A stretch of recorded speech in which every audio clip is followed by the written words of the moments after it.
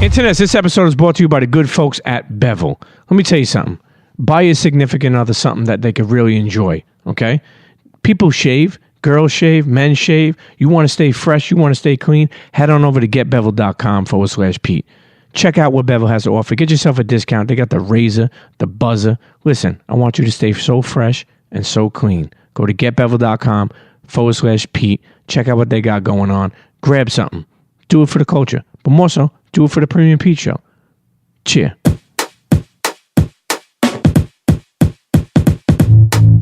Come on, everybody get set, let's go. It's the next episode. It's the Premium Pete Show. News, interviews, all of the info.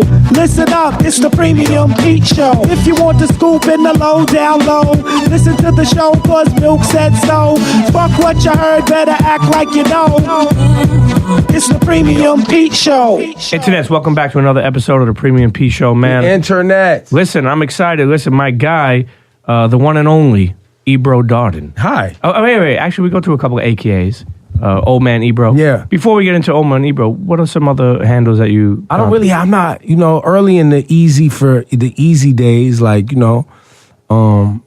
used to call me E Breezy. E Breezy, okay. Back young Ebro, no young? No, I never was into the youngs. I was E Breezy before Chris Breezy took it, and then he took it, and I had to have... I was like, yo, you took my Breezy. Like, Flex used to call me. It was my thing. And then, it went... There's a lot of breezies and easies out here now, so whatever. You had to copyright that shit. Who gives a shit? Hey, listen, Ebro, first of all, thanks for taking the time. We're up in the illustrious studios of Hot 97. Yeah, I want to apologize, too, to you because it's very hard for me to get to, because of my schedule, to get to the studios for your program, so I appreciate you.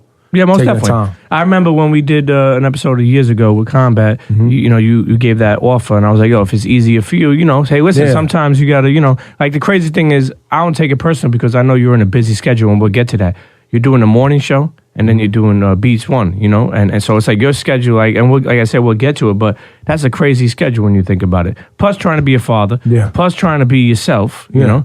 You got to get something to drink, something to eat. Maybe sometimes get a little, something. Yeah. The somethings, as you know, as being a dad, the somethings start to happen a little bit few and far in between. You know what I mean? Because it's like babies crying, meat frying. I know you don't share that. Are you married? No, I'm not married. But you're with? Are you with your daughter's mother? We are co-parenting, as they say. Okay. Yeah. So I don't mean to get on your business, but was that your girl when you had the kid?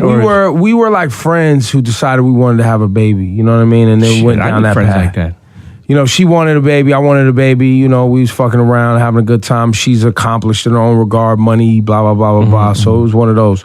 And for me, with my life, it made sense, and it still makes sense. You know what I mean? So we're good. Yeah, having a daughter. I'll tell you one thing too. I had a daughter when I was 24 years old. 23, about to be 24. I'll be honest, I was a knucklehead running around. That shit really changed my life. And what I mean by that, just the way I look at women, but more importantly, just how I want people to not treat my daughter a certain way. I remember fucking with girls and then, being kind of savage with them. And then I changed my styles real quick because I was like, damn, I don't want nobody to do that to my daughter when she gets older, even though that may not help. But I just felt like it made me softer a little bit. Just in the fact of like, Yeah, like, I would say that I was a scumbag in the sense that if I wanted to fuck, I was going to figure out a way to fuck. You know what I'm saying? But I was never like the dude who was like kicking some girl out of my house. Like, I was never that guy. I was never the guy who's like trying to fuck your friends. Like, if me and you was fucking around, I wasn't trying to fuck your friends or your cousins. Or, I wasn't trying to do all that. Gentlemen. Yeah, but I was fucking, and everybody knew, like, yo, he gonna try to fuck you. I'm gonna be like, yes, that's exactly what's gonna happen. Not in a foul way, no disrespect. You gonna get some food, you know what I'm saying? We gonna, you know what I mean? That's it. Place to sleep, you know what I'm saying? But once after that moment of us enjoying each other, if there's some, a spark or something interesting, then maybe we continue on and we figure it out from there. If there's nothing there, then, we keep it moving. Yeah. No disrespect. Listen, I've definitely faded on some people who was texting me like, hey, and I just, on some coward shit where it's like, I don't want to be the one to be like, that shit was whack. Like, so you just fade, they get mad at you, you're a dick. I can't believe you used me for sex. And you'll be like, yeah, I'm a dick. And I don't want to tell you that your sex is whack. I want you to not text me anymore. It's tough sometimes. Let me ask you something. In the workforce, right? I know they don't like people being with each other that work with each other. Like, not nepotism. What do they call that? I don't know if it has an official title other than just not a good idea. But I think that I don't know where I heard this. I'm not saying that it's a fact, but I'm saying that they feel that it's a great place to meet people who work for us because you work with them, you get to know each other. You know, over the years, have you ever met somebody that... Never. No, never? I've never fucked with somebody. I've only fucked with somebody either before we worked together or after we finished working together. Those are the good ones where you work with someone that you was kind of like, yo, she bad. So now when she stopped working there, you could be like, yo, so what's up? She ain't right there. I never like shitting where I eat. I don't do that because people don't handle it well, right? You have that. You have when there are fights, I've seen this, where it's like someone that you work with is dating somebody else in the building and they're having like a fight, or they went out to lunch and got into an argument, and now they come back to work and they huffing and puffing and doing all that stupid ass shit. So I've seen it, but I've never been in those situations.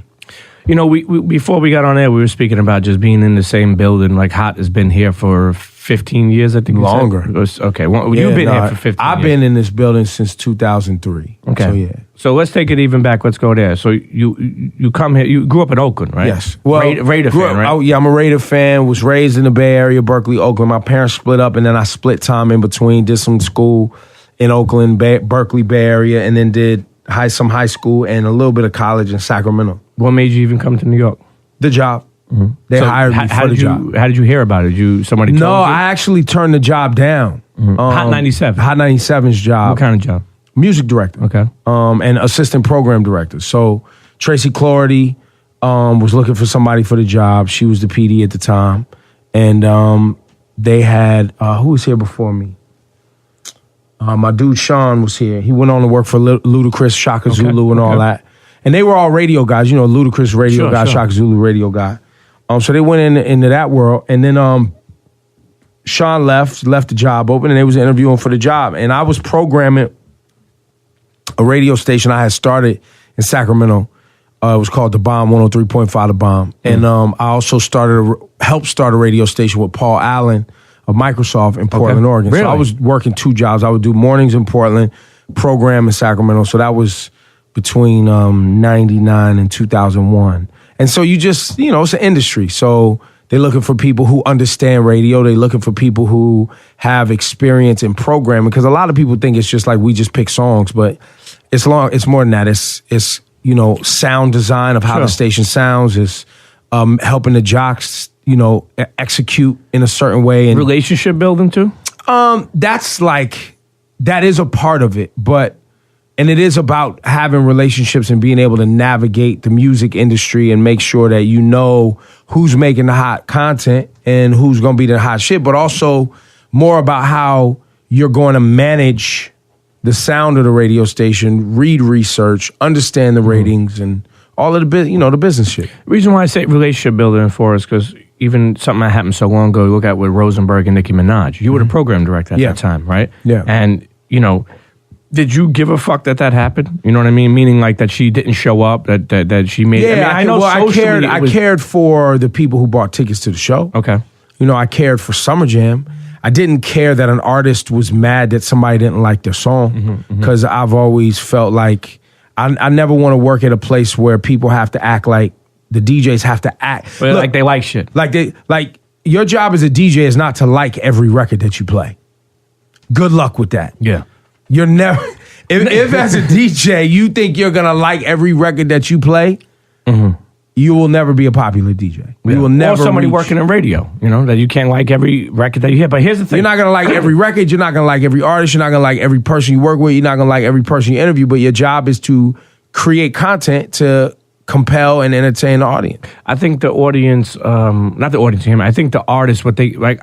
Correct me if I'm wrong. I think it's an emotional state now that we're in, like comedy. Like, look at comedy, right? You gotta be careful what you say in these days. Years ago, comedy was, they say whatever the fuck they want. Artists always got offended. No, but check this out. And I want to hear, the reason why I bring this up for is, even you look at somebody like, I forgot where I heard this, but it's something similar to what I want to bring up with Offset, right? Mm-hmm.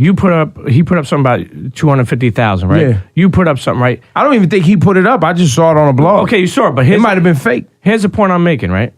The reason why I think some of these artists, man, I'm not speaking for them, is they feel that like because you're a person, not only you but other people are in a high caliber that maybe it could affect their money. Yes. Now, do you think of that when you say something like that? No, because I'm not thinking about. That would be like me asking if they think about my feelings when they go do the interview with my competition. Yeah. No, but they don't think about me. They don't give a fuck about me. They're going to do whatever they do to promote their career, sure. Right? I'm having conversations with people who listen to me or participate in the content that I make because that's my relationship with them and that compels them to be a part of what I'm doing. That's my job. So if I'm having a conversation about Offset or any artist making $250,000 for a verse, I feel compelled to be like, this, I ain't never heard of no shit like this. Yeah. And matter of fact, if this is real and this is happening and somebody's going to give you that kind of money, you should probably consider owning the entire song, not taking the bag. Yeah.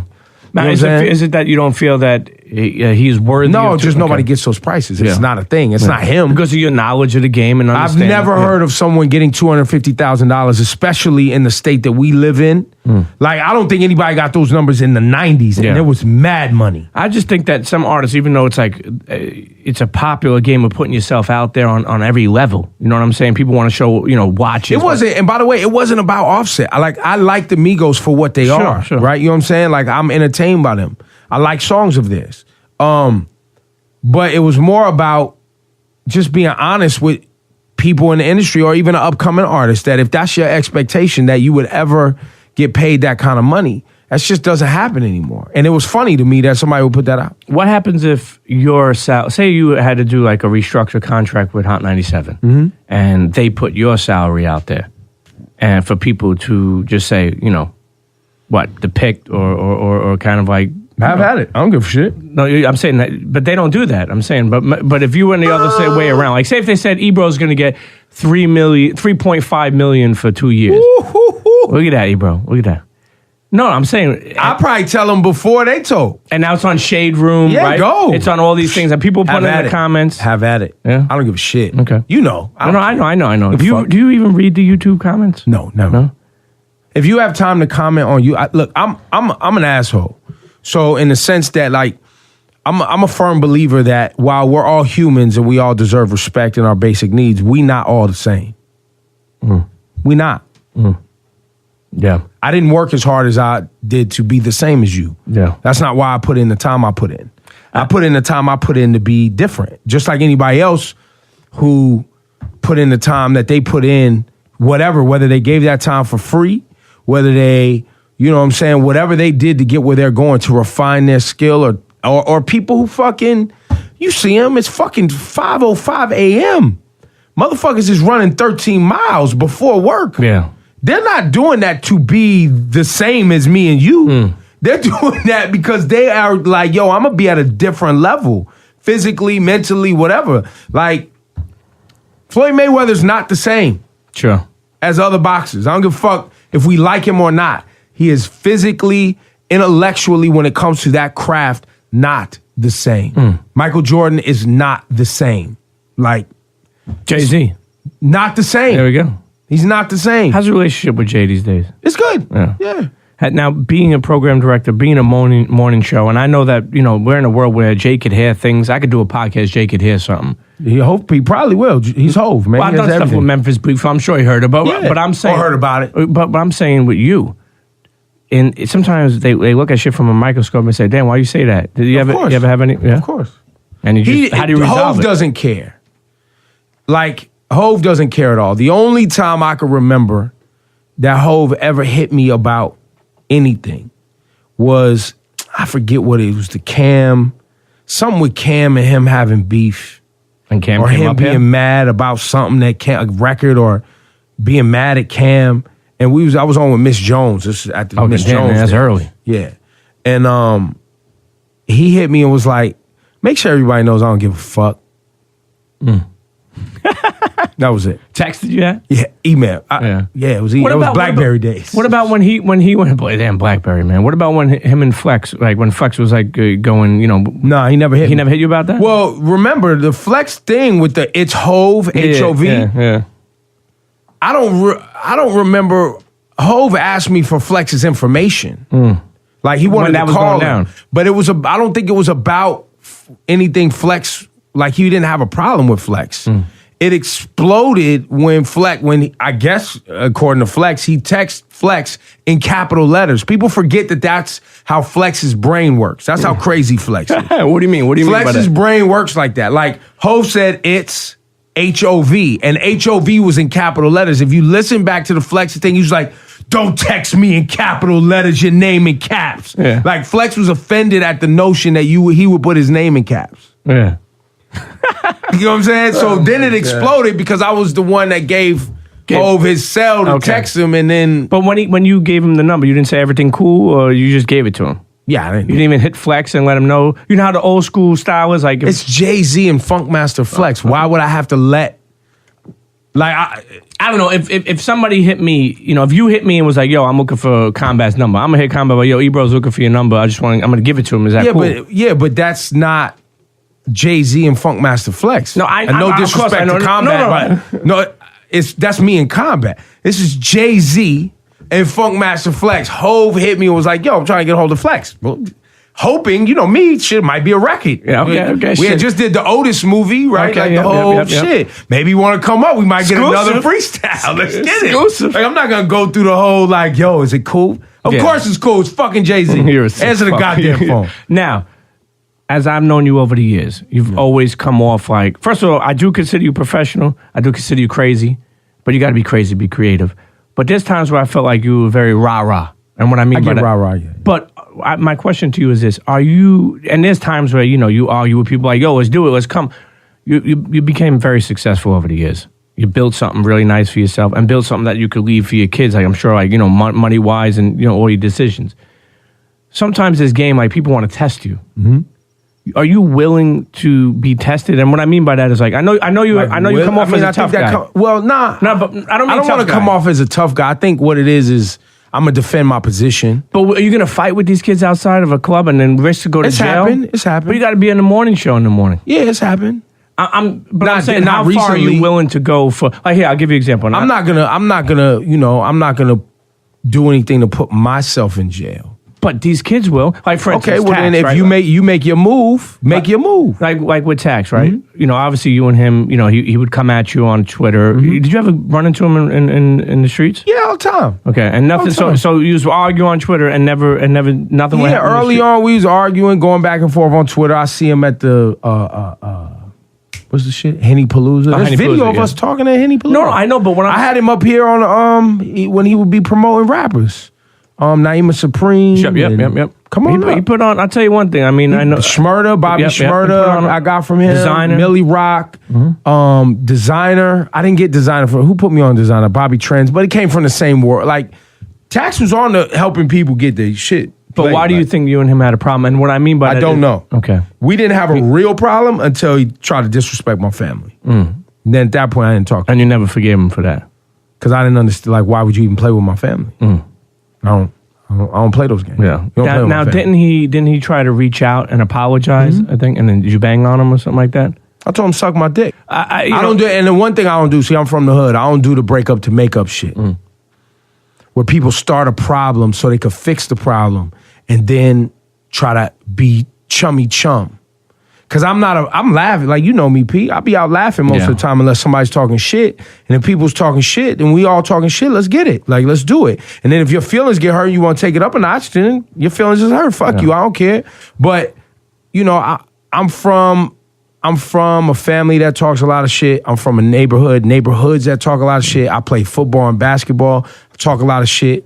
But in a world where you can take like my family who's not my daughter, but my daughter's mother, and then you put her up on your gram and you talking about your dick and doing all that. By the way, I didn't go back at him and try to do the whole arguing back and forth. Like, oh, okay, you want to play around, so you want to see how I move when I'm tested. That's what you want. Yeah. So I went and I just showed him I can get to your executives. Got him suspended. Oh, yeah, I ain't getting fired. Just go sit down. MTV. Just so you know I can get to people and you just go sit down like that. Yeah, from MTV. Yeah. And that's when he got suspended. Yeah, you know the internet's. Oh, you got tax fired. He ain't fired.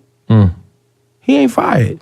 I just want to know I can get to. I just want him to know. Keep playing around with my family. I get to your pockets. So I'm gonna hurt you where it really hurts. But when you you never seen him after that, like after you got. No, I never saw him like that. But now when he got sentenced and got arrested, I don't know why I don't know this. I'm just asking. I seen that somebody saying like that you were on air and spoke about it. Did you take it serious or you felt bad? No, I took it. I mean, the only part I didn't take serious was I didn't say his name during the interview. After the incident, it wasn't during the sentencing. It was during the incident where people was trying to say he was involved. We had Lisa Evers on.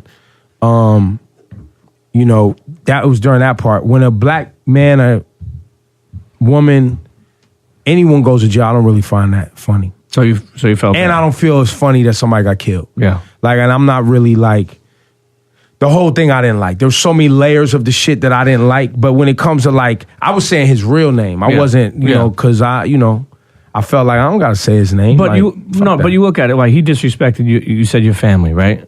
And then you called up to get him canceled from the MTV Not spot. canceled. He didn't get canceled. He was suspended. Yeah, but the point I'm trying to make is, if you think about it, even with that Troy shit, do you think that if whatever went down, that if someone would have been in the middle of a mediator, this shit could have been not happen? Even with you, meaning if someone. Yeah, I mean, how do we get past? I think it's in this resolving shit. Sometimes it's time. Sometimes it's time. Sometimes beefs ain't like you talking about. I'm a square man. I work in the office. You know what I'm saying? I'm not out here claiming no gangs or affiliated or moving around. No sets. No Oakland sets either? Nah, none of that. I'm not involved in that. Are you putting a B in front instead of a C? You're not doing never. that? Okay. I don't even play. I don't even think that's cute. I'm from a time where you don't even play. Sure. Even the dances and people doing little dances and it became cute. I'm from a time that wasn't cute. You was getting... Probably get washed if you did that back in the day, yeah? Finished. I'm canceled. You done. What? But saying all that to say that I knew that my situation, because it's me, it's not me and some affiliates or whatever, it was not going to go to that level. I'm not... And then in the Irving Plaza situation, you have people who are coming into a situation disrespecting the venue. The fact that Guns was even in the venue made me look at those individuals sideways. You're in Manhattan, bro. You're in Manhattan. Sure. You're not in some dive in wherever, New York City. You're in Manhattan. The fact that y'all took Irving Plaza. In fucking, what's that neighborhood? 14th. Pitsy. No, it's in 14th. 14th Street? You talking about Union Square? Yeah, Chelsea or whatever. Chelsea, yeah. What the fuck we talking about?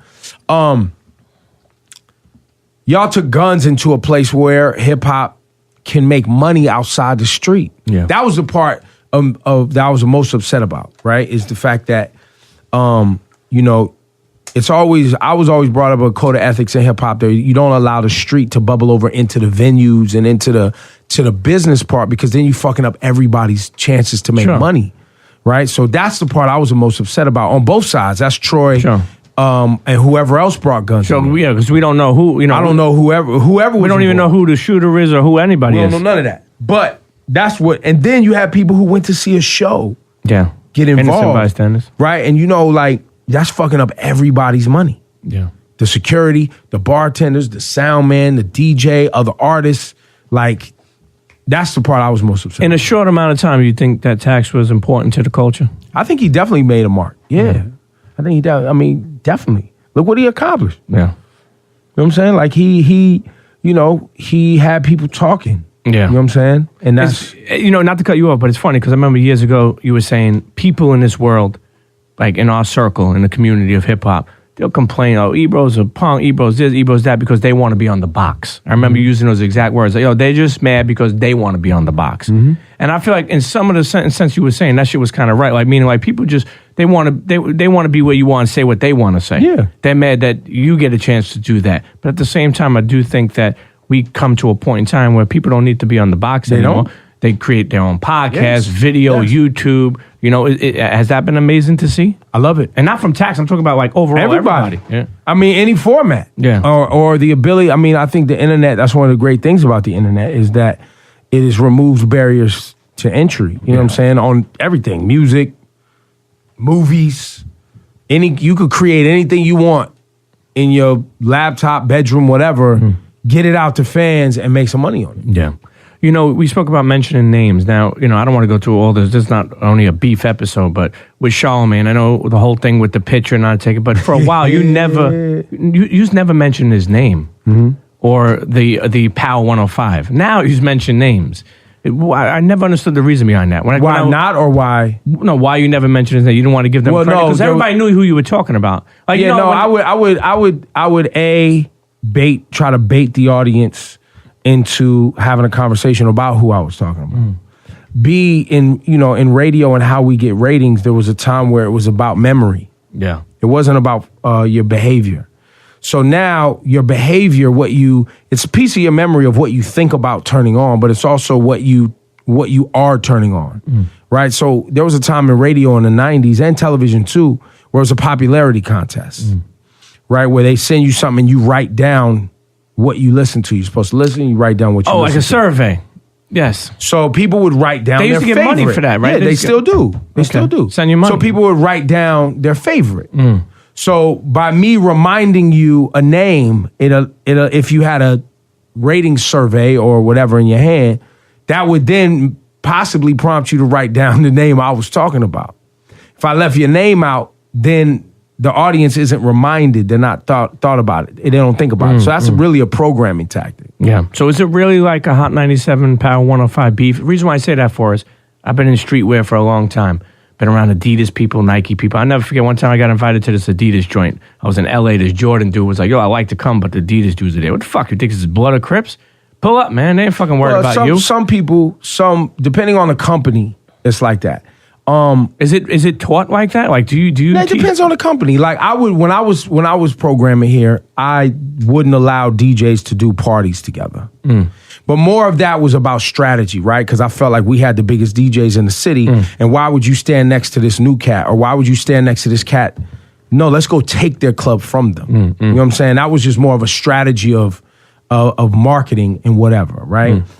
Because that's how I came up in radio, right? Like, we are trying to get the most listeners we can. Sure. And that's how we get the most money. That's how we get the most advertising dollars. Would that ever blow up in your face? Like, meaning like when people are like, what the fuck are you trying to do? Like, get a call like from maybe Clue or anybody? No? Give a fuck. No, never. So what? You like Clue?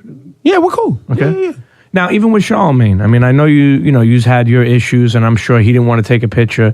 From what I know, no, I know, and we'll get into that. But from what I know of Charlamagne, I'll be honest with you, man. Like, he's a nice guy. He's a good dude, man. Yeah. And he does help a lot of people, like yourself. I know that you have put on a lot of people too. I mean, deep down, do you think that he's talented? And absolutely, I've told him that. Yeah, I've told him that. Yeah. Just because I don't like your content per se, or I don't think that you're good at certain things, doesn't mean I don't think you're talented overall or smart or funny or whatever. He's all that. Because, Breakfast Club is amazing. Sometimes I say to myself, that they gone for so long already. Morning shows, it's hard to last. I mean, how many did you go through since you've been here? I put on Miss Jones, and just Cycle What's an average for a morning show? I would say like 6 years, 7 years. Okay, really? Yeah. Wow. Yeah. Because it takes you 2-3 years to get going. You were here when Big Boy was? I hated that. As a New Yorker, I hated that I shit. love him, but it wasn't for the city. He wasn't even here, He was like, yo, good morning, New York, it's 70. I'm like, yo, it's fucking raining. Fuck you talking about, Big Boy, man?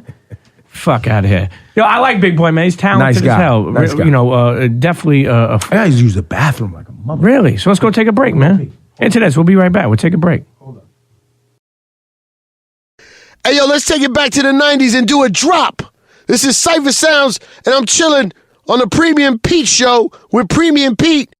Let's take it back to the 90s. Let's take it to Union Square. Internets, we already told you this episode of the Premium Pete Show is brought to you by Bevel.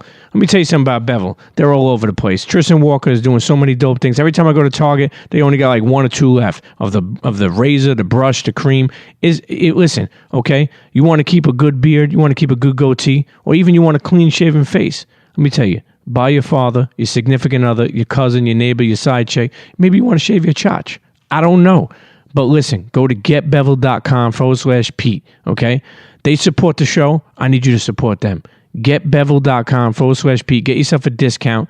You know that buzzer is official. Got that Illuminati light. You got Nas, the ambassador. You got Khaled putting Nas on a song talking about it's a signature fade with the bevel blade. So go to GetBevel.com/Pete. Check out what they got going on. Now let's get back to the show. Cheer. All right, we're back sitting here with Mr. Ebro Sorry, guys. Darden. I had to pee. Listen. Back to, we was on Big Boy. Shouts to Big Boy. Yeah, great guy. Who are some of your inspirations in radio? I'll have to say. Who wanted you? I mean, who made you want to be into radio? I never wanted to be in the radio. I was more into hip hop. I was into the music. Sure.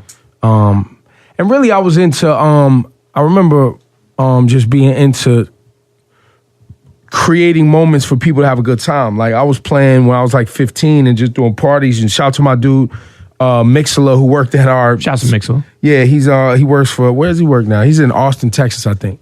And he was older than me, but he did like school parties. He and worked at like. So in Sacramento at El Camino High School, they had a radio station. And he was on the radio, so like, and you know, it was one of those little low frequency joints, College type radio. Yeah, but it like covered like off the campus a little bit. Okay. So if you was in the neighborhood, and I remember he was playing, you know, he'd be playing rap shit. You know what I mean? But he was older. I was in like 7th grade. He was in like 10th grade or some shit. But I remember those days. But I was just into the music, not necessarily radio. Sure. And I never worked at that school radio station, even though I went to El Camino High School in Sacramento. Did you like hearing your voice? Not really. I wasn't into that. Are you still judgmental on your voice? I don't like it. Like I don't sit around and listen to myself. I listen to myself in the context of like what I could have been more precise in asking a question or so you listen back to wording your a stuff? Question. Not often, but sometimes I'll hear something or see an interview or like an Instagram post or something, but I don't really go through the show per se. How do you suggest to even people listening that want to get in radio or just in a low level in radio that want to get better? I would say ask people for feedback. You know what I mean? I'm more interested in hearing somebody tell me about myself than me critiquing myself. Now, I mean, we'll bounce around, but being a program director and then moving to the morning show, you know, you're seasoned already. Anyone give you feedback while you were Yeah, morning still show? right now. I asked the current PD all the time, how's it sound? What do you think? Blah, blah, blah, you know. Who is the current PD? His name's P.O. Cool guy? Great guy. Yeah. He's been in radio about as long as I have. Now, you have to help him get situated? Well, I'm still in programming here. So I'm just not responsible for research and overseeing the department. But, you know, events, sounds of things, styling of things, you know, coming up with shit. So back to who are some of your inspirations? I would say it's definitely Sway and Tech. Like, Yeah. I remember when they first got their job on KMEL. Yeah. Sway is amazing, man. And I do want to say this. The reason why I think Sway is amazing is he is what I think embodies a good radio guy, a good interviewer, just a class act. Yeah. His posture, just the way he talks. Like, dude really takes that shit so fucking serious. Yeah, he's not saying that you don't or other people don't. Nah, but yeah. But he, you know, I mean, I'm surprised he didn't have like, you know, I know Satellite gave it to him, but you don't think that he could be He on... was here on Hot for a while. He worked on Hot for a while, but it was at the time he was doing MTV. So it was kind of like, do I want to... He had done radio and mornings in San Francisco so many times, and he was on television. He was going down that path. So it was kind of like, you know... Didn't last long. Yeah, he was like, we're going to focus on his MTV shit, and he was probably producing shows. It was just different. Now he came back to radio. Yeah. I mean, I think that Sway is definitely talented, man, so it's good to see him going, you know. I just feel like the dude embodied, you know, he don't have no problems with anybody. Look at even somebody like, I forgot who we were talking about. You know, Chasing Cash? I thought we were talking one time, we were talking about Fabulous. Who got Fabulous as an artist? Yo, this dude don't have no problems with anybody, really. I mean, he had one problem with Ray J. But what I'm saying, 20 plus years in the game, he's a good almost dude. good with everybody. He's a good dude. Still relevant. Yeah. You know what I mean? Like, people like that, like, I don't... Some people, that's not their personality to have problems. That's just not who they want to be. That's not... Some people like having problems. Let me ask you, how you're in New York City a long time. You're a program director, morning show. You're a very nightlife guy. You go all these mixer events, all these influencer events. Not as much since Issa been born, but... Okay, since your daughter's I've been slowed born. down the last couple years. Shit has changed. For sure. But how much phony shit have you recognized? How many hands have you shook or still shake today that you know people are phony? I mean, that's the business. Yeah. That's any... But how do you get past that? Because you know what? Maybe it's just a Brooklyn thing. I look at it as business. I don't really, it's not my, I think early on, I started doing this when I was 15 years old. You know how many people I helped become millionaires in my life? Who? I mean, how many do I have to? Well, Jay said he made who? Cam, Just. Yeah. Who else? Beans could have if he what? Yeah. Okay. So, Rosenberg. There you go. No, a lot of people, whether it's artists and radio people, you know what I'm saying? So, or even people build brands, you know what I'm saying? Whether it's clients coming to us and looking for solutions and you build a marketing plan for them and all that's just part of being in the radio. But I think, I've had my feelings hurt early where you're like, damn, man, this motherfucker won't even pick up my call, or I saw him and they forgot who I was or whatever. And you think that, and maybe you thought you was contributing to their life in a real way. And you didn't. Like, you didn't make no mark. That's you made that shit up in your own mind. Or when you become more popular and more connected, you hear other people like say things like for instance, you're like, yeah, I was supposed to meet what's his name? And they're like, oh, I heard he said that he don't even really fuck with you. Like, what? Or you may hear something from somebody else. Yeah, and I've never heard that type of shit. I've heard, look, man, people talk shit, man. It's fucking high school, man. It's just grown. Was there ever a fight in Hot 97?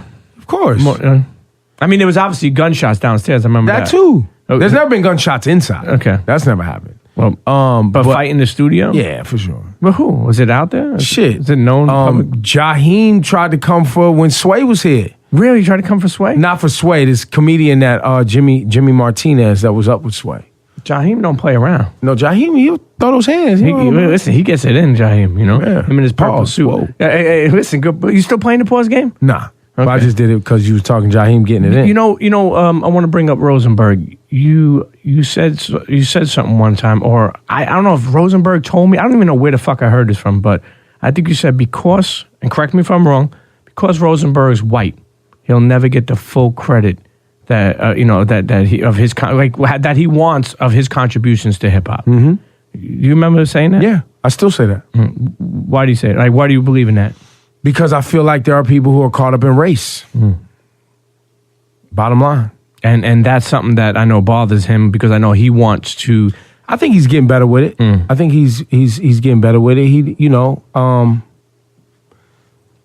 They're just racial. America's racial, man. Yeah. You know what I'm saying? That's just what it is. I mean, more so one side, though. Like sometimes, I really think, even just being Italian, I know, obviously with race, everyone needs to, do work. And there's a lot of work that needs to be done. But, I mean, you look at somebody like Rosenberg, who you could tell that loves hip-hop, is a geek for hip-hop, definitely knowledgeable about hip-hop, definitely knowledgeable about anything he does.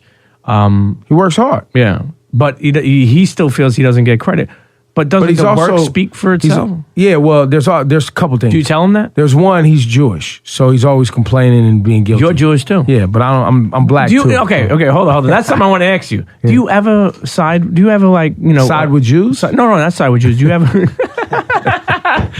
do you ever put out there your white side? Like meaning like what do you mean? I'm wearing Vans and socks right now. Like, what are you talking about? Stereotyping.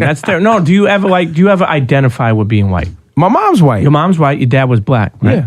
Okay. But I don't. What would that mean? What would that mean? Like, okay. what? I gave, for instance, like going to Passover. I did that. Or well, first of all, it's a little bit different when if you look more, say like your skin's more paler or you look more whiter. But J. Cole, we had him on one time years ago, and we were speaking about privilege getting pulled over, and being that he's half white and half black, his mom's white. Yep. Did he ever, when he's get pulled over, like, hey, I'm not all black, I'm white, does he ever use that? Because people have even, it doesn't work like that. I know it doesn't, but I'm saying how about this? Let me take you right, but let me take it a step further. Yeah, go ahead. When people bring this up, right? If race doesn't matter, it wouldn't be asked on any government forms, right? And we wouldn't be having this conversation. Sure. So it does matter. And because it matters, when asked what I am, I say I'm black. Because being black isn't just being African. Right? All black people in America are likely mixed with something that is not just African. Especially this day and age. So what are we actually talking about?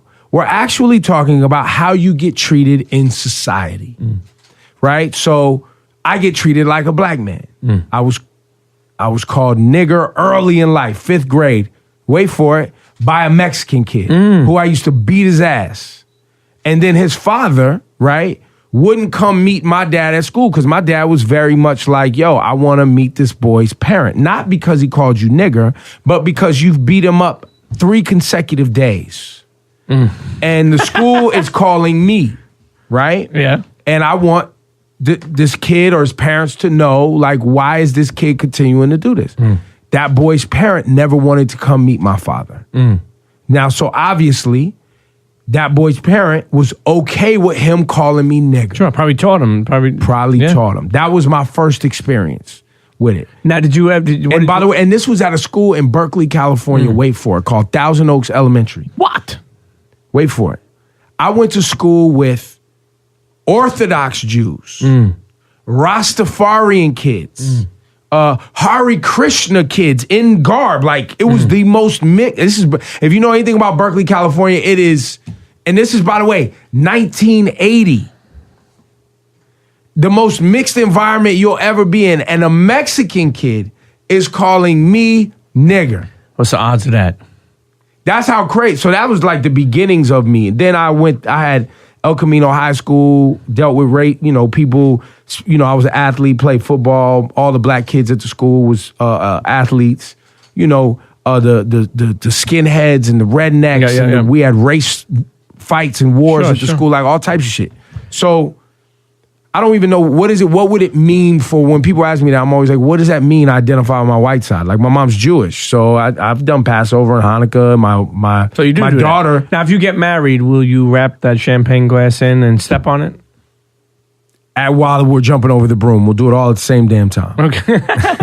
No, the reason why I say that for is because it's like when you're mixed, I think people have a race identity. What am I gonna like? I said all that mostly to say that your race identity, whether you like, not your culture, not your nationality, those are different. And I think a lot of times people confuse that, right?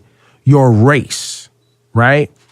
The reason it's important in America is because our government continues to have you check a box. It doesn't ask you your culture. It asks your race. Sure. Right? And so while they're deciding how to prioritize money in this country when they ask you to check that box.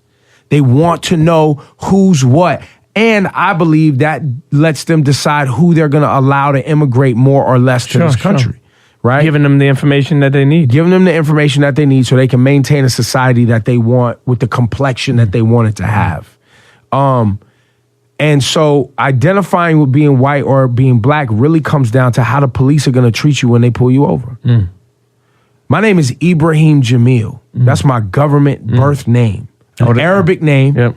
I have an Arabic name with a Jewish mom, and my father was a Panther. Really? Yeah. You had a close relationship with Pops? Yeah. For a long time? Yeah. Now, I always ask this because, when you grow up with a Pops, it does a lot for you. Well, Pops, lovable with you? Oh, yeah. I love you, like really? Annoyingly. That's beautiful. Like the type of dad wouldn't let you get off the phone without being like, yo, son, tell me you love me. I'll be like, Dad, come on. Yo, tell me you love me. That's dope because now some people, usually people change the way their parents were to be better parents to their kids. Like, they're like, I'm not going to be like my parents. You had a good parent. Say that. My dad was a 3-time felon. Okay. He had violent tendencies. He was in and out of jail. But he loved you. He loved me. I did get whoopings with a belt. I don't think I would do that. Now, I don't know how I would respond to my son. I have a daughter who absolutely I'm not putting my hands on. Sure. But my son, I'm glad I had a daughter first because it's teaching me patience. And boys are fragile emotionally. Like, I don't think socially we're taught, don't cry, you be a boy, stop being a little bitch, stop being a pussy, da. But I think boys are so fragile emotionally because we're not taught how to deal with our emotions. So too many men deal with their emotions by being physical, just wanting to fight through it. Which you see little boys kind of sometimes naturally gravitate to that more than girls, and it's seen as okay. I think that I would try to help my son navigate through that a little bit. Yeah, I have a daughter, she's 17. It's tough. It's like a roller coaster. And it's funny, I never laid a hand on her ever. I dropped gems on her, I dropped jewels on her, I explained. But my son's only 2. He was doing something the other day. I was ready to like swing him for a second, like just like grab his arm and throw him on the couch hard, like because he wasn't listening to me. And I'm like, damn, man, you could tell like when you have a kid, like say your son's like 15 and he said something that my daughter says to me, you may punch him in his chest or be because well, I think if I had a teenage boy, it would definitely like there would be certain things that I would have to tell him, check this out. Yeah. You start breathing too hard, we're going outside. We're about to throw these hands. Tell you right now. Yeah, no nastiness. Because don't swell up like you want action. Because especially once you turn 13, 12, 13. They test you a lot. Because that was my dad. My dad stopped hitting me with the belt at a certain age. He was like, yo, you don't take that bass out your voice right now, I'm going to knock it the fuck out you. Pops was thorough with you. I want to go to, we look at you're a program director, and then Seif and Rosenberg show gets made, the morning show with K Fox. Mm-hmm. A lot of people say that you stepped in to save that show, right? Is that true? To save it? I'm just asking. Well, I created it. Okay, you created everything. Put them together. Seif and Rosenberg didn't know each other before that. Yep. K Fox didn't know them. The marketing campaign, the whole thing. Then it was working, and then doing morning radio. When the landscape changes, whether it's a direct competitor, new morning show in a different format, you have to be able to respond in different ways. And I believe that what Seif and Rosenberg were going through and K Fox were going through was growing pains. And they were given a time period on my clock to be like, yo, we got to make some adjustments. You got to start doing X, Y, Z. You got to start doing that. As a manager, over a period of time, you measure that and then you go back and you're like, guys, yo, you haven't been starting to do this. You haven't said, what we doing? And mornings is hard. You're up at 5 a.m. You got a lot of pressure. And that's really what it came down to. It came down to them not. So what we began to do is evolve the show to become either more of the same or something completely different. So when is that something you had in your mind where you like, yes, this is what I want to do? No. Or you just stepped into it like, yo, I'll try to do what I could do. Did you think you were any good? I had done mornings before. I did mornings.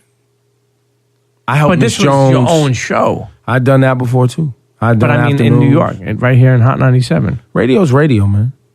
I'm not afraid of the market size. I don't give a fuck. Now, even with K Fox, do you speak to her anymore? I saw her a couple weeks ago. Oh, yeah. She's at a festival or? Yeah, we were on a cruise together. We were on Summerfest cruise. Okay. Because I know they were trying to say that you got rid of her, and it's hard to fire people. It's hard. I'm not saying you fired her.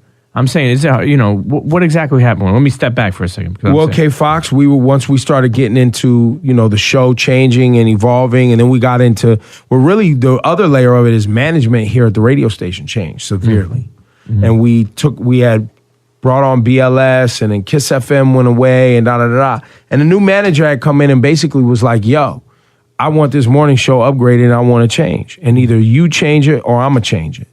So really what I was trying to do was save people's jobs so that they didn't have to leave. Because if I go in and I do the job, then I'm protecting people. That was the initial intent. Yeah. With K Fox, it came down to her being able to do more that she needed to do. And that wasn't something that she was at that stage in her career to do. And she was like, look. And I was like, we got to make some changes. That's what it is. Yeah. And we made some changes. But it's not as easy as you're saying to do something like that. I'm sure it was tough, right? No, I hired her. Yeah. I brought her here. You know what I'm saying? I spoke with, Rich Antonello from Complex. I did an episode with him a couple weeks ago. And I was like, yo, how hard is it to fire people when you're in a position like that? Because it's not easy. Literally, you're letting these people, you're taking, not saying that you're doing it on purpose, but it's just a job. Well, you got to make business decisions, right? You got to make decisions based on business and, what's what's best for the greater good, And if as a manager, you have given people clear direction on what your expectation is of them, and how they're going to go about meeting that expectation. Like it's detailed. Like, look, I expect this by this date, this frequency, et cetera, et cetera. Sure. And they're not meeting that expectation. Gotta go. What are we talking about? You're not running the play. And they agreed to it. Like, you're like, look, here's what you got to do. That's just... Hey, listen, say no more. Somebody like Seif, right? Seif Sounds, right? I've had him on a couple times. I actually had him on just when he recently, I think it was maybe before he left or maybe right after he left. Honestly, and I don't know how much you could speak about. I'm sure time has passed already that you could probably speak about. I don't know. Do you feel like he got a good exit from Hot 97? That he was treated fairly? Yeah, because he opted to leave. He wanted to go, Syph wanted to go work in another day part. When Angie left here, Syph wanted to work in afternoons. He thought he was going to get that slot. That's what he wanted to do. But they weren't going to give it to him. But we had a new manager in the building at that time that I don't believe understood Syph's value. You know what I'm saying? So after I stepped down as program director, because I, opted to do the morning show shit, because I didn't necessarily want to opt to deal with the management that was in the building at the time. I don't think that they managed a bunch of shit right. I don't remember the years. What years is 2017? So that had to be 2015, 2016 years, 24, 20, those years. We didn't see eye to eye on some things. Well, I mean, he looks like he's doing, doing some things with Rock Nation title. Syph's He's great. living his life, man. J-Lo loves the shit out of him. Yeah. It's that Spanish love, man. They've been cool since he was here. Yeah. Syph is definitely, but I think it's funny because I told him this before. I feel like he's a little underrated, but he's somebody that never wanted to be like in the super spotlight like that. That's not his personality. Yeah. I think one thing that we assume when we're on a path that where we start is where, like, we're starting down the path of where we want to be. And oftentimes there's detours, and you either accept those detours in finding what you really want to find, which is happiness. If you're really doing it right, you're trying to find a way of being happy. There are people who at work right now, they're getting money that they like, but they're not happy. Yeah. You know what I'm saying? So, I think in Syph's case, I think he's, I think he found happiness. Yeah. You know what I'm saying? Like, I've been telling a lot of people about that, or even, completely different type of topic, but somebody like Colin Kaepernick. Would he love to play football? Absolutely, he loves football. But if he can't be himself and stand up for the things that he holds near and dear, to his heart, yeah. He's found a way to be happy without football. Speaking of cars, it's funny you brought that up because I know that Nessa and him are boyfriend and girlfriend, okay, or an item, or definitely boyfriend and girlfriend.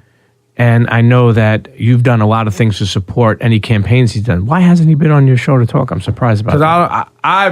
Because or her show even. Yeah, because I don't think he should talk. Okay. Me personally, I haven't asked him. Yeah.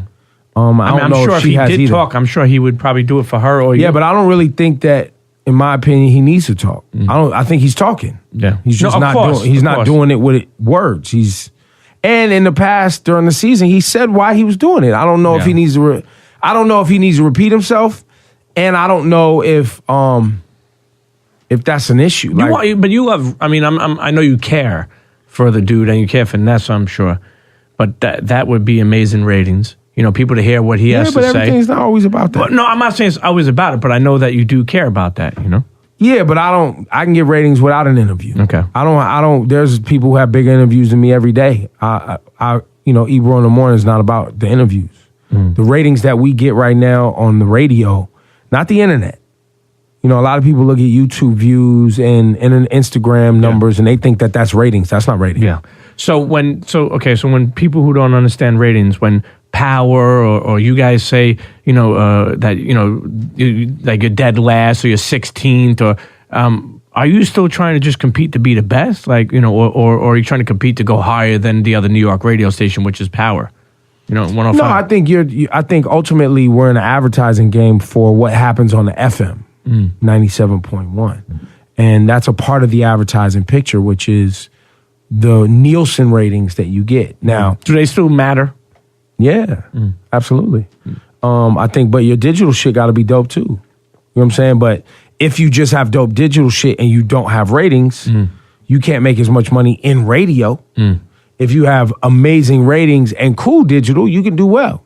You know what I'm saying? It's all how it's How is Hot 97's ratings now? I mean, has it been good? Or? As far as I can tell, we're number one, so it's what it is. Okay, in what sense? In New York or in New York? That's all we care about. And Power, so that goes back and forth. It changes every week or? We get monthly ratings. For the last several months, Hot's been beating Z. Like we're not right now. We're more in a competition with La Mega and Z100. Okay, La Mega. Who's that? 97.9. Yeah, that's Spanish. Okay, they popping out here. Don't ever get it fucked up. Don't ever get it twisted in your big life. Spanish. Now, as we get off a departure, I want to speak about one more departure. The Queen, Angie Martinez. Yeah. People say, I'm just talking, that you were upset when she left. Absolutely, I was. Do you talk to her still? Yes, I wasn't mad at her. Okay. You were mad that she didn't give you enough time? No, I was just mad that Angie left. Like, it wasn't even, I wanted her, like when she told me, I was like, you gotta do that. But I'm not mad that she left. I'm more mad that she left. Does that make sense? No, it makes sense. It would be like, a loved one leaving your household. You want them to go and grow, but it's your sister. Like, damn, my sister not here no more. And she went to, obviously, the competition. Yeah, but it was great money. You know what I mean? It was a great situation for her. Yeah. You know, when you think about somebody like Angie and that all she's accomplished, and I told you before, you've been at Hot for 15 years. I said it's amazing that you've been in one spot for so long. And you're like, yo, that's pretty normal for me. But, in this day and age, a lot of people, they go somewhere a couple of years, they leave. I think that's newer. I think that's like Flex has been here a long time. Yeah. I mean, Angie had been here a long time. How's your relationship? Tracy Clardy had been here a long time. She has. How's your relationship with Flex? Great. Yeah. You ever bump heads? Of course. Yeah. But how do you win with Flex? Because to be honest with you, in Hot 97, this is what I always heard, there's like a chain. So it's like, Flex is high, you're high. Who else could you think of that there's only certain things that you could do? There's people in the building that you can't fuck. Well, it really comes down to what you do. Like, we're not all the same. You know what I'm saying? Like, if you're on once a week, you're not the same as somebody who's on 6 days a week. You know what I'm saying? It would be like the kicker thinking he's the same as the quarterback. No, you're not. Stop. So how do you resolve? Say you and Flex get into a difference. I mean, we don't give me an example. Trying to think where we bumped heads over. We bumped heads over shit that don't have nothing to do with radio, like parties. Yeah, or like an artist that I'm like, man, fuck that dude. And Flex is like, I'm like, nah, fuck him, bro. Yeah. He's a piece of shit. Nah, we got, it's never really been nothing where it's like, we're going to fight. It's just, and ultimately, I think when you've been in this game long enough, you know that you're disagreeing with someone over being as great as you can. So it's not really, I don't know. Was Charlamagne really going to be over here when that power contract is up? Remember when I talk about According to the president of our company. What, really? Yeah. That they were negotiating with him? Well, yeah, no, the president of my company went to meet with him. And he asked me. And you me, knew of that? Or yeah, he told me. So he told you, I'm going to meet with Charlamagne. This is when his power contract was going to be up. It was about a year and change ago, maybe. Okay. I think he just got a And what did they want to do with him? Make him for the morning show? Yeah, I was like, bring him on Ebro in the morning. He was like, would you put his name on the show? I was like, absolutely. So would it be Ebro in the morning with Charlamagne? Or maybe it's Charlamagne and Ebro. Oh, man, that would be fucking savagery. Yo, that would be crazy. Yo, somebody like Joe, are you cool with Joe? Of course. Why do they always say that you don't want to go on his podcast? Is this some bullshit? I don't know. I think I told him I didn't want to on Twitter or something stupid. People. Because you got, I seen you like, I got my own platforms. Yeah. Another thing I want to speak about is why, and that is a thing for me though. But, it's like everybody want me to come talk on they shit, but then like you don't do nothing for me. Like. Yeah. What I get out of telling you my story on your shit? Yeah. No, I know. It's funny, years ago, and I will say this, years ago, I think, and obviously in any game, shit gets saturated. When we did podcasts years ago and came here, it was like, I think it was kind of new, an immersion, right? Not saying podcast, I mean, just but in the hip-hop space. Podcast, yeah. Now you're right. It's funny. It's like, if you don't have a good audience, I'm doing you a favor then. You know what I'm saying? Meaning the person who is coming on a tour. But at the same time, I do think that what podcasts has opened up, like I really feel like places like Hot 97, Power, their digital space has become longer, seeing how long podcasts are and what it gets at. Like you get more out of a long video from the person than you do out of a quick, say, radio interview, Yeah, I mean, it's just a different, like... People get more comfortable. Yeah, it's a different... It's a different platform and people interface with it differently. You know what I'm saying? Like radio is mostly used in the car, point A to point B. Podcast is somebody really sitting down and saying, I'm going to engage with this piece of content for X period of time. You know what I'm saying? Yeah. So with Joe, everything's cool? Joe Budden? Yeah. Hey, listen, He said, come on the podcast. Yeah, nah, we talked the other day. I was going to go, we were supposed to do something, and now he's busy doing something, and then he wants me to drive to Jersey. And then it's like, drive to Jersey, bro. Like, what are you talking about? No, I work good. from 5 to noon, Yeah. and then I do another show from 2 to 8, and then you want me to drive to Jersey to talk to you and Jamal and Rory about fucking, who the fuck knows? Like, what are we talking about? Well, listen, speaking of... And that's another thing, and Pete, you know this. Like after a while, my patience starts getting bad. Sure, Like, I know. There's a professional side of me, and then there's a side of me that after a while, it's like, all right, fam, like well, being on air, you got to be more political now? Like being that you're not the program director? no less. Really? So you won't get in trouble like if you say some crazy things? What? I don't know. Depends. Look at somebody like Charlemagne, right? And I don't mean to keep on bringing his name up. Yes, you do. Stop it. I swear to you, I'm not on this case. Stop it. If people like say, come off the cuff, and you're good at off the cuff too. Program director, somebody's like, yo, you gotta be easy. You can't say shit like that. Maybe it could be sexual. Maybe it may be. Yeah, I mean, if you're going too Like, I'm a crazy, little there's some unfiltered, shit. There's some right? shit that's like, would you say it in front of your mom? His mom's listening with their kids, bro. Like, what are you talking about? So, and Beats is a little bit different. Beats is cleaner. I mean, that's fucking in 100 countries. How did that You happen? fuck for you? around. How the and fuck did say that some happen shit for you? in Dubai? Some shit that had a whole country ready to. Don't fuck with Apple, and you know what I'm saying? Like, that's a whole other level. And then what we do for Apple is provide a layer of content, but it's not their primary revenue source. You know what I'm saying? How did that happen for you?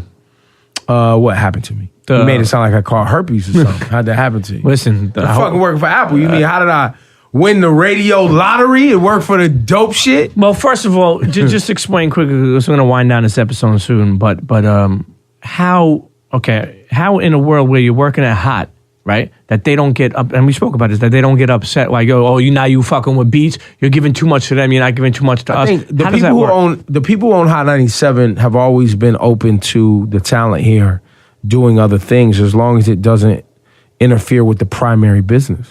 You know, Beats One, Apple Music is a subscription. Beats One is free inside your Apple Music app, but their primary business is subscription based. Sure. So it's free. Like, Yeah. It doesn't. So you haven't had any issue, even with Peter Rosenberg working at ESPN. You see that, like That's sports. We play music. It's different. But were you okay when that happened? Of course.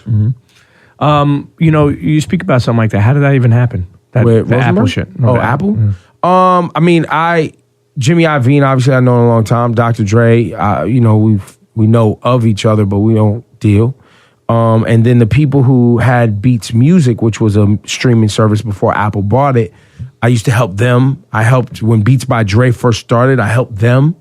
You mean you say help them? You mean really got paid for that shit? Got paid, helped them, design marketing and all that shit. Like, I've been working with them for a while. And then when this happened, the people that are overseeing Beats One are radio people. So I've been in radio since 1990. So they know that I program. They know I've been doing this for a while. Long time. So far, the best interview you've done. What do you think that is? The best interview I've ever done? I mean, it's not going to go into etched in stone. Right off the cuff, what do you think? Forget about it. That there was an Azalea Banks interview we did up here. That was amazing. It's hard for me. It's really, there's interviews I've done that maybe I did something in an interview or started a conversation that made it compelling or maybe something. But then oftentimes it's just the individual and where they're at, you know what I'm saying? And what they're giving to the conversation or willing to give. You know what I'm saying? I just did a great interview with Meek Mill, which I think was, a pivotal thing to hear him accept responsibility for his mistakes and what was causing them and pills and all that. I've done multiple interviews with, the mayor. I did it when I was a kid. I did it amazing. Yeah. Tell that guy stop eating pizza with a fucking fork and knife. Is that a thing? Yeah, man, it's a fucking thing, man. Please Where does that tell him. happen? Next time, I've seen pictures of it. Is it a one-time thing or is it like all the time? I don't hang out with the fucking guy, but listen, the cardinal rule is this: you don't eat do pizza that. with That's a a fucking violation. fork and knife. That's a fucking violation. And Trump is doing it too. That piece of shit. But Trump, I you could expect that, yeah. Not De Blasio, an Italian guy. Yeah, forget about it. That's a violation. When you see him, tell him. Premium Pete I'll said, tell him to his forget face. about it. I'll tell him to his fucking face. We said best. He might revoke his Brooklyn pass. You might have to move. You said best interview you've done. What about worst? Worst interview.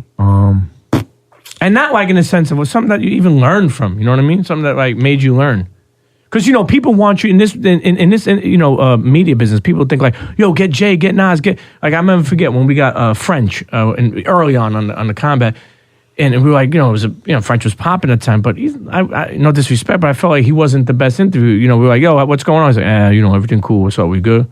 And I was like, he didn't have nothing to say. He didn't know how to do an interview. He didn't know how to open up. Exactly. And you know how to get. I'm sure there's like a kid or somebody who came up here and didn't know, and I'm gonna be like, and I've definitely had interviews. I don't remember where I've just been like, so you don't want to talk? Why are you here? Like, worst interview? Because at that point now it's an interesting interview. This isn't a bad interview. Once I go, all right, check this out. This shit is trash. What you want to do? Yeah. Now it's just great. Where's it? This interview's popping. Yeah, you're a what sick. We doing? You're a sick. Okay, best moment at Hot 97. You've been here a long fucking time. Best moment? We've had so many bad ones that are phenomenal.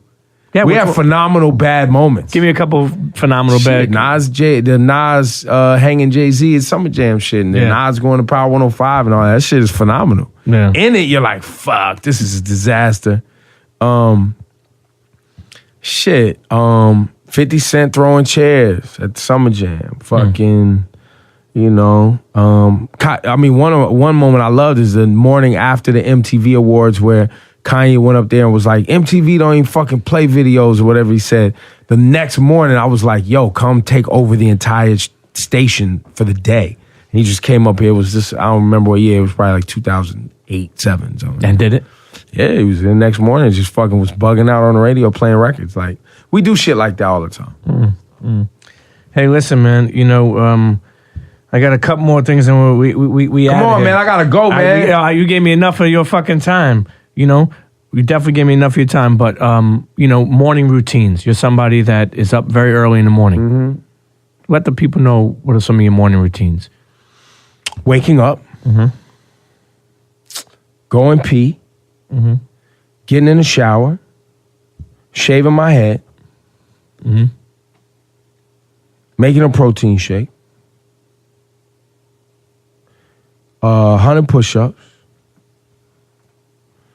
100 push-ups, really? Yeah, sets of 25 is light. You just do it in between, like making a shake. Light work.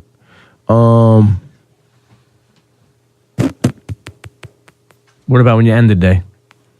Figuring out which pair of Vans I'm gonna wear. Right now, You love Vans, huh? Love Vans. What's your favorite top 3 brands? Vans? Of sneakers? Sneakers. Jordan's, Vans. Adidas now? Have you gotten to that? I like wave yet? Adidas. I like the Ultra Boost. I have some. Most comfortable sneaker to me out there. One of the most comfortable. What about streetwear brands?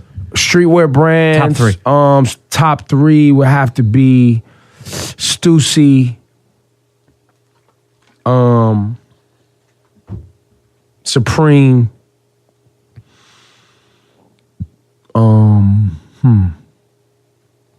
they're probably Stussy, Supreme. Who else is in there? I mean, you go Huff, Potter. I do like Potter. What about you into that designer shit like the Balmain and all that? Yeah. If I'm into Gucci loafers if I dress up, or I have some Armani suits or shit like that. Suited and booted. Yeah, like if I'm gonna go in, like let's go in. But other than that, I'm wearing fucking Levi's, some Vans, and whatever t-shirt I just bought. I mean, I go through phases where I'll be like just blank tee, Levi's and Vans, and a Yankee fitted. You know what I'm saying? Then other times I'm on some Stussy shit. I'm glad you're a Yankee fan. I'm glad. I mean, look, the A's, my real team, is basically the minor league team for the Yankees, so I might as well just be a Yankee fan. You know what I'm saying? What the fuck we doing? When people say Hot 97 is dead, what's your response to that? Maybe to you. We can't keep people forever, B. We gotta evolve. I know. I can't be arguing with 45-year-olds about what 18. Old man Ebro. Old man Ebro. What's next? What's next for you? Anything on deck? Sleep. Okay. Pussy. Yeah. Fucking weed. What serious. That's what's on deck. Yeah. Like, honestly, I'm not bullshitting. You're a sick fuck, man. I'm not lying. I mean, I hope to retire at 50. And do what? Open a business? I mean, I have businesses now. I mean, yeah, nah. What Spend do you more have? time with my daughter. Maybe have some more kids. With that same girl? Yeah, maybe. You know what I'm saying? We'll see how shit works out. Are you? Now you said you got investments. Yeah, I got all that. But I'm looking at upstate New York. I'll probably buy some property. They got some good stuff going on up there. I'll tell you what town I'm moving to. We can start our own community, Premium P. Let's do that. That's what I'm saying. $50,000, 10 acres with a septic Let's system. do that, man. You I get my build a Billy house Goat for out there. Yo, man, what we doing out here? These motherfuckers is building towns and legacies and shit. You know what I'm saying? You heard Hove. Yeah. Legacy. I'll never forget the part in Bronx Tale when they brought the lion outside of King's Court. I don't know if you remember that. They had a lion out there. Yeah, right. And the cops came and they're like, what the fuck do you greaseballs got a fucking lion out here? And the guy's like, we bought it for your mother, And they arrested them all and fucking sabotaged the place. But, one thing I do want to leave the internet with, and I always like, and people don't understand this about you too. I think sometimes they see this guy, rah, rah, rah, Ebro, blah, blah, blah. I don't realize that I think you do deep down care for a lot of people and care to help other people. Mm-hmm. And when I do Premium P show, it ain't only about Premium P. I want people to get something out of it. So what advice would you give people coming up in the radio, young kids, older people, anybody just wanting to, go on their own freedom of being creative? Like real advice, Ebro advice, not no fucking really on some Nike shit. Some Nike shit, just do that shit. Just do it for real. Like, don't, if you're doing it because you need money, don't do this. Go get a job and get some money. You know what I'm saying? I believe, and the reason I've been in it so long and I'm happy is because I'm not doing it to get money. I'm doing it because I really love hip hop and I really love communicating with people, whether that's through helping it, creating events and things where they can have a good time and helping, people who have this passion as a program director, or having conversations on the show that help people think, whether we're goofing off or not. We're always trying to, share what we're doing to find happiness and success for our families, right? Like, that's some real shit. And I wasn't always like, I'm 42, so. Sure, same age. But even in my 20s, I was never some like, I was never like, I was a Nas fan, not a Jay-Z fan. You know what I'm saying? I was a KRS-One fan. You know what I'm saying? I was mad when KRS put Puffy on, Step Into a World remix. That song was crazy though. Broke my heart when KRS-One did a Sprite commercial. You know what I'm saying? Like, I was that kid. I was always into the culture part of things more than I was into the business part of things. But I think where people get me confused often is they hear me talking about the business, and they think that I'm just about the money. I'm into helping you understand the business if you would like to go get some money. But ultimately, I believe that culture is more important than that. And I feel like it lasts forever. And yeah, I feel like that culture, and as we talked about earlier in the conversation, me being a mixed kid with a Jewish mother and an Arabic name and a black father and growing up going to predominantly white schools and dealing with all of that stuff, hip hop was the place that I found a mixed culture. You know what I'm saying? It wasn't just black kids or white kids. It was everybody. And everybody had a kind of a part. You know what I'm saying? Like, where I grew up, the Spanish kids was popping and you know what I'm saying, doing graffiti, and the black kids wanted to be MCs and was dancing, and the white kids that liked street shit too was doing skating and BMX. But all street culture went in the same place when I grew up in Northern California. Breakdancing too. Punk, hip hop, BMX, skate, graffiti, breakdance. All that was street culture. So all of that was hip hop to me. Right? All elements of hip hop. Yeah. Style. And I think that that's the piece where I think we're in that zone today. We get lost, and fortunately, that's the thing about this Trump regime is that it's forcing everybody to look at what actually matters.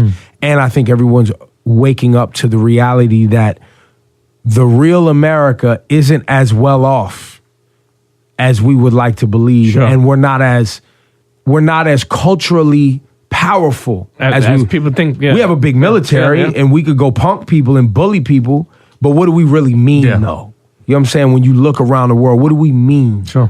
And you look at other cultures and other and other parts around the globe, and you see like, yo, their shit they mean some shit. Yo, did Trump ever try to get on any radio when he was on that press? Like any type of like, We reached out to him. He only focused on. What about that girl, Catch Me Outside? You turned that down, right? Yeah, yeah. Why?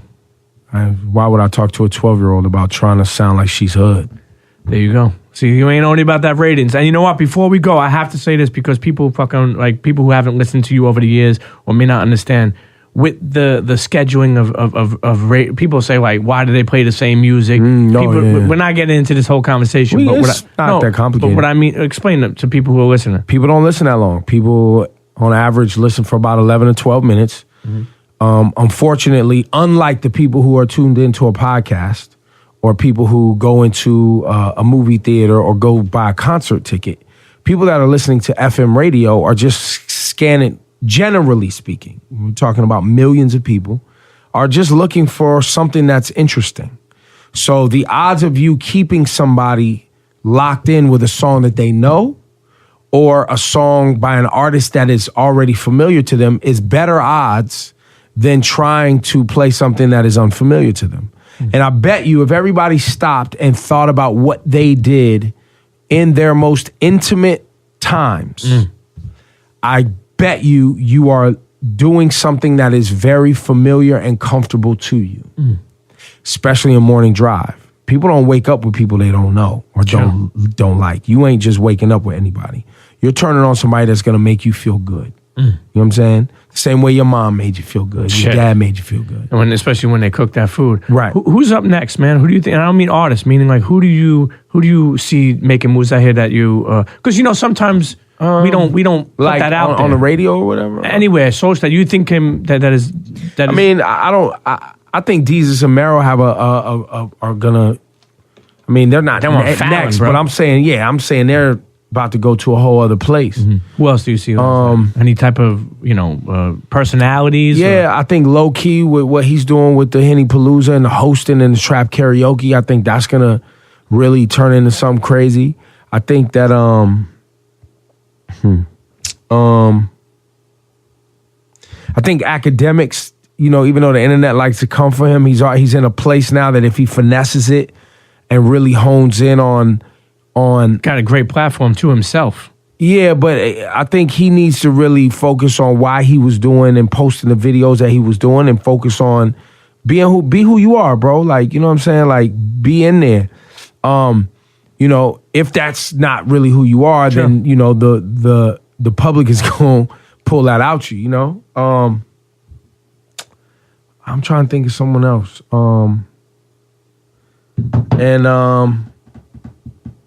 all right. Obviously, my little sister Scotty Beam is working hard. She left. She left there. Yeah, right? she getting out here getting this other money, man, traveling around. And that's how it should be. Sometimes if somebody reaches a ceiling in a spot, they go and find it, and then they come back. Sometimes ceiling. it's like anything else, man. Sometimes you move out the hood to just come back and buy the building. Sure. See, that should be the key. This is the last thing.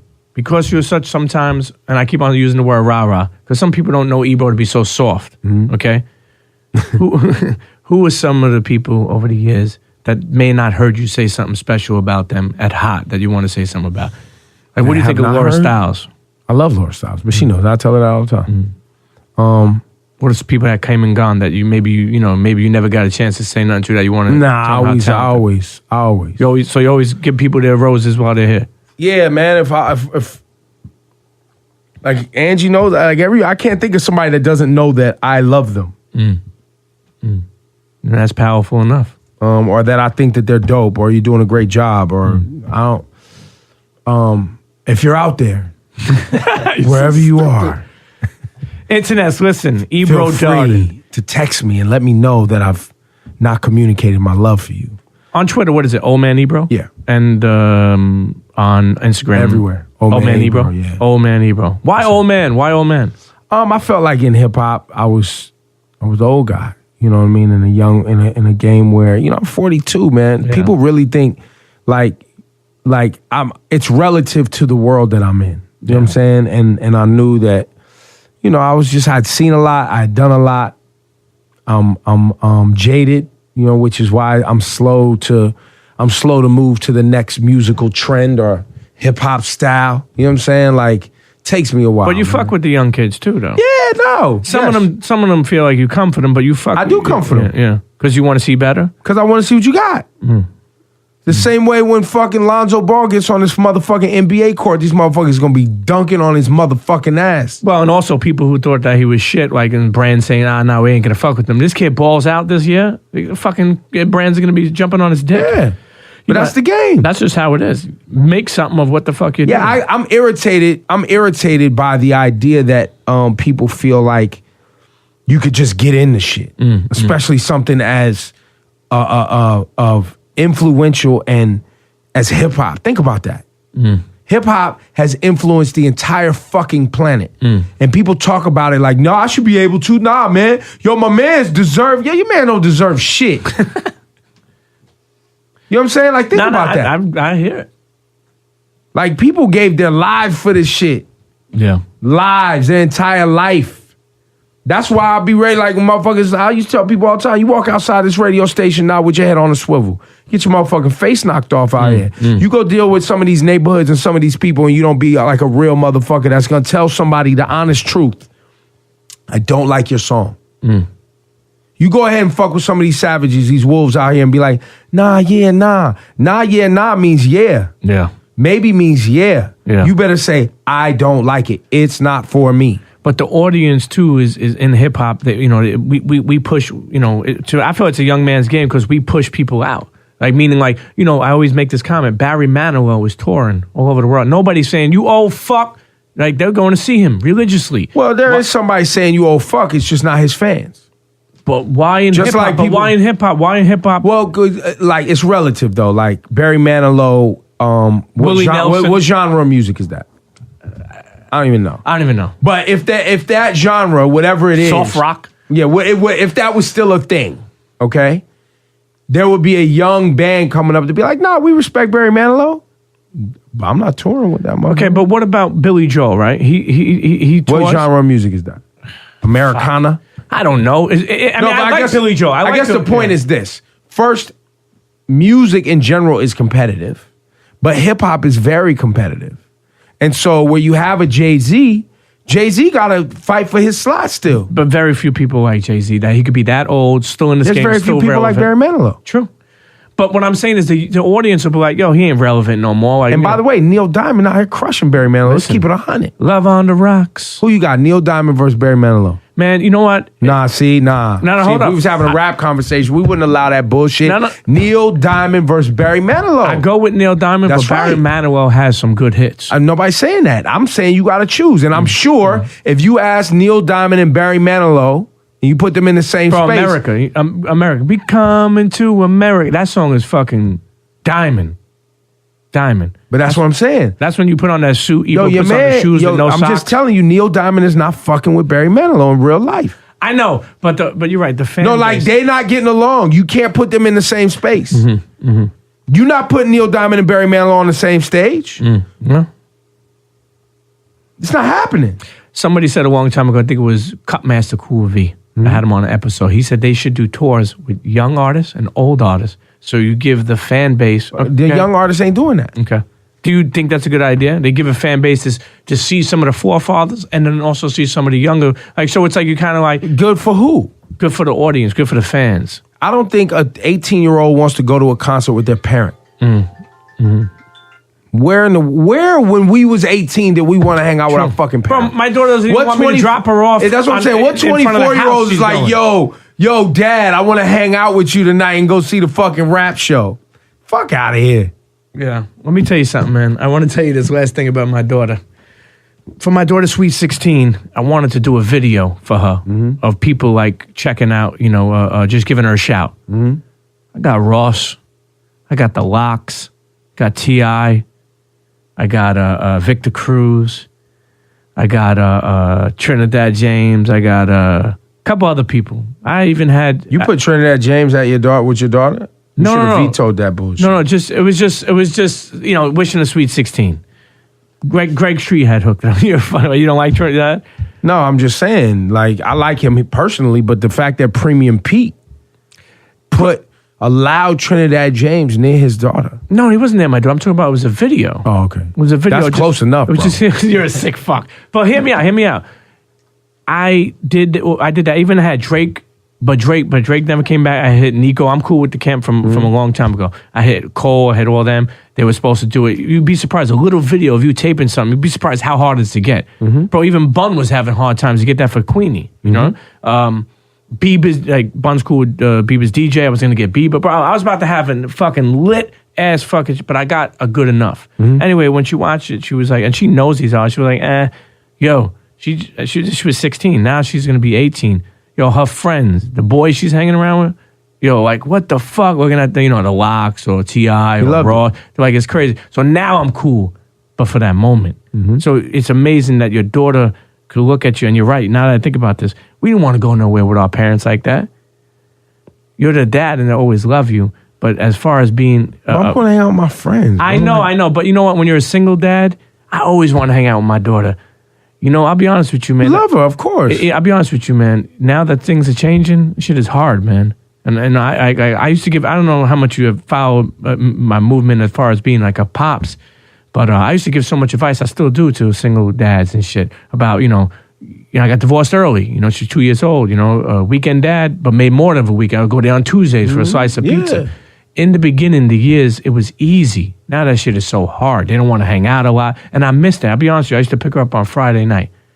And I used to be so happy. Sunday, I swear to God, I used to drive away in tears with my eyes. Because it's like you drive them off, and then you got to go live your life. That's your life. And then you try to stay with them. Like, I remember you telling me, like, yo, I got to spend with Issa. I got to spend time with her. And then, yo, I forgot about me. For years, I ain't get to somebody for 10. I don't want to go. But this is not. I'm just saying, man. You getting emotional? Nah, it's just. Premium Pete's crying, guys. Nah, I'm not getting emotional. It's right just your kids. I'll never forget. This is. But you got to know what you're signing up for. I know. And you got to accept. You got to accept, man. We have a hard time accepting. Accept. Know what it is, B. Don't. If you're fucking 45 and you still think you're going to put that album out, you might put that album out. Nobody's gonna give a fuck. Yeah. Your loved ones will be like, yo, dope, that's dope. I'm glad you follow your dreams. You got there, you followed it. It don't mean shit, but it means something to you. Yeah. You know what I'm saying? And you're not doing it for everyone else. Same thing with your kids, man. Your kids, they'll come back around. You just be there for them. Sure, you just sure. make sure when that phone rings, you there. Sure. You make sure when that important moment's going down, boom, they may not have invited you, but you in the back. You in the back, Sure, like, sure. I'm here, I see you, all right. Boom, I'm here when you need me. That's it. Sure. We need to be there as fellow fathers, and just to uplift fellow Yeah, man. fathers, man. But thank you, brother. I appreciate Premium it. Pete! What's the name of the show? What do you mean? It's the fucking self-entitled. Yeah. Premium Pete Show. Dope. Ebro Darden. See you next episode. Incidents, if you like what you heard today, okay, then tweet me at the Premium Pete Show, at Premium Pete, or email me at the Premium Pete Show at gmail.com. You were fucking with it. You weren't fucking with it. I don't care. I ain't taking it personal. I want to know your thoughts, okay? And I'll tell you another thing. All my businesses out there, small business, big business, whatever business, if you want to advertise on the Premium Pete Show, email me at the Premium Pete Show at gmail.com, and let's get something working. Let's figure it out, okay? I'll see you next week. Cheer. Forget about it.